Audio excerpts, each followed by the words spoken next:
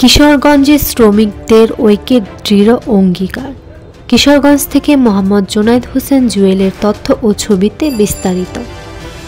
আসন্ন 29 নভেম্বর কিশোরগঞ্জ জেলা মোটরযান শ্রমিক ইউনিয়নের নির্বাচনকে ঘিরে 32 বাসস্ট্যান্ডে অনুষ্ঠিত হয় এক আলোচনা ও দোয়া অনুষ্ঠান।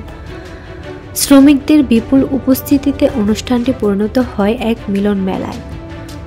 সভায় সাধারণ সম্পাদক পদপ্রার্থী মোহাম্মদ দিন আল ইসলাম উজ্জ্বল বলেন, আমি সবসময় শ্রমিক ভাইদের পাশে ছিলাম, আছি এবং থাকব। শ্রমিকদের ন্যায্য অধিকার প্রতিষ্ঠায় শেষ রক্তবিন্দু পর্যন্ত লড়াই চালিয়ে যাব ইনশাআল্লাহ। তিনি দীর্ঘদিন ধরে ইউনিয়নের প্রচার সম্পাদক ও কার্যকরী সদস্য হিসেবে শ্রমিক স্বার্থে কাজ করছেন।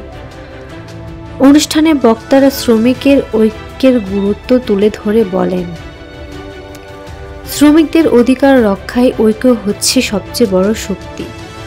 অনুষ্ঠানে আরও উপস্থিত ছিলেন জেলা যুবদলের সহ সাধারণ সম্পাদক মোহাম্মদ খায়রুল ইসলাম সহ শ্রমিক নেতৃবৃন্দ ও শতাধিক শ্রমিক।